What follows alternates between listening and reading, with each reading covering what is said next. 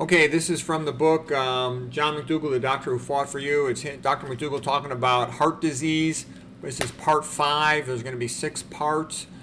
Okay, so we just talked in the previous lecture about how surgery, cabbage, coronary artery bypass graft, is close to worthless. Actually, one viewer said you want to eat cabbage rather than get a cabbage. All right, cabbage means coronary artery bypass graft. Okay, so the bottom line was surgery had like no significant benefit for longevity. All right, let me shrink myself a little bit to fit in here. All right, now we're talking about medication therapy. Medication therapy also provides very little benefit. Primary prevention is treatment of patients with no known heart disease. Secondary prevention is treatment of patients that have known heart disease. The benefit of antiplatelet medications and statins is weak. Most patients can get their total cholesterol below 150 with just diet. So this is Dr. Mcdougall talking here. He says, sometimes I prescribe statins in the ones who need help to achieve that. I sometimes prescribe a baby aspirin daily. I encourage them to exercise without causing chest pain. The best treatment for coronary artery disease, and the only treatment that works well, is the low-fat, starch-based vegan diet with no oil, no avocados, and no nuts or seeds. With a high-fat meal, the oxygen in the blood is reduced by about 20%. The high-fat meal caused decreased delivery of oxygen to the tissues, and that has been studied by Roy Swank, MD, PhD, the expert on multiple sclerosis, Peter Quo, the cardiologist from Pennsylvania in the 1950s, Meyer Friedman and Ray Rosenman, they're 2 ophthalmologists who did their work especially in the 1960s. So here's one of these papers. Meyer Friedman, I think Ray Rosenman was on this paper as well, from 1964. Serum lipids and conjunctival circulation after fat ingestion. Okay, and what they showed was when they ate a 67% fat meal with eggs and bacon and milk and butter, they would look at their eye with an 80-fold magnification, and they found they could see little small arterioles occluding from the blood sludge. You know, because the high fat will have positively charged chylomicrons and LDL particles that will overcome the zeta potential and start sticking the red blood cells together. Typical red blood cells got a diameter of about 7 microns. You need to know that. 7 microns, okay? It's a little bigger than a capillary. It's a typical diameter in the ballpark, let's say 5 microns. So it has to deform itself a little bit to pass through that capillary. And if you stick a bunch of red blood cells together, it's going to be harder for them to deform and pass through that capillary. So your pressure is going to have to go up to pump them through those constricted capillaries. Also, the blood becomes thicker, so you're pumping a milkshake. The purpose of blood pressure is to get blood to the top of your cerebral cortex. So you're pumping a milkshake, thick blood, to get it up to your brain. And that's going to make pressure go up.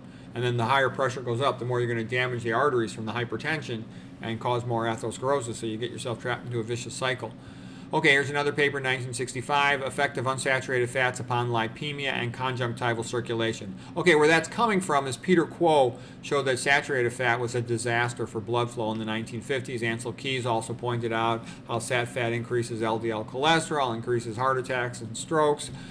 And then what Meyer Friedman and Ray Rosenman were showing in the 1960s was there was then this big push to say omega-6 fats were good. And people were saying, oh, get rid of sat fat and just have omega-6 fats. But what Meyer Friedman and Ray Rosenman showed was that omega-6 fats were even just as bad or worse than sat fat. They caused a more prolonged blood sludge effect. And here's more papers. You can look these all up if you want. I looked up all these papers. Effect of unsaturated fats on lipemia and conjunctival circulation. Here's Peter Quo, one of his papers. Effect of lipemia on coronary artery and peripheral arterial circulation in patients with hyperlipemia. That's Peter Quo paper. He did some work in the 1960s. Angina pectoris induced by fat ingestion in the patients with coronary artery disease by Peter Quo. So this one was kind of amusing. He took a bunch of patients with known coronary artery angina, meaning they get chest pain on exertion, and he fed them high-fat meals. And then he checked their blood lipids every 30 minutes. And what he found was the higher their blood lipids, the more likely they would have anginal chest pain. The thick blood was causing them to have cardiac ischemia, less oxygen delivered to the cardiac tissues.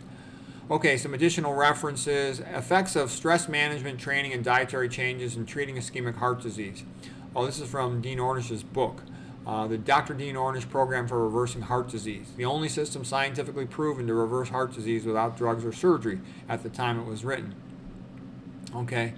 In 24 days, a 91% mean reduction in the frequency of anginal episodes in patients following this recommendation. In the experimental group, the reported frequency of angina episodes per week decreased from 10.1 to 1.6 after the intervention. That was also published in JAMA. Okay, then there's the Caldwell-Esselstyn book, Prevent and Reverse Heart Disease.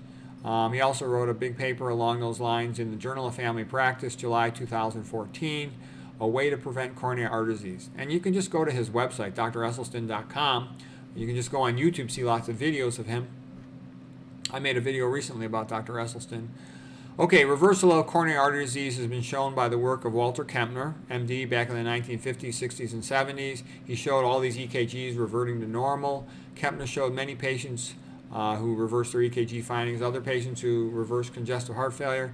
There's also the work of Nathan Pritikin, as well as doctors David Blankenhorn, Dean Ornish, Caldwell-Esselstyn, Dr. Mcdougall, and they've all shown that coronary artery atherosclerosis can be reversed by a low-fat, plant-based diet. That's the only diet that does that. Now, I know that this guy, this Carvalho, who, sort of is trying to say that oils aren't that bad and animal foods aren't that bad, is trying to say, well, some patients improve if you feed them as much as 20 to 30% fat. But why do something that is sort of half-assed and may or may not work when you've got something guaranteed that works? Okay?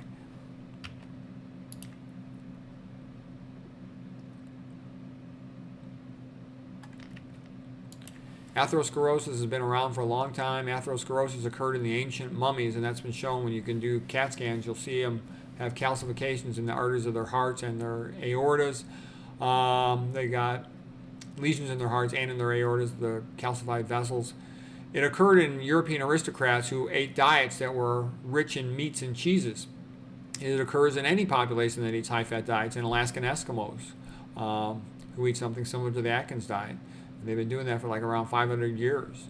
They've got lots of atherosclerosis and lots of osteoporosis. We talked about that before, how you get more sulfur-containing amino acids in the meats, and that leads to, in part, degradation of sulfuric acid in the blood, metabolic acidosis. The kidney excretes the hydrogen proton simultaneously while it excretes calcium, and it leaches some of that calcium from the bone, leading to osteoporosis.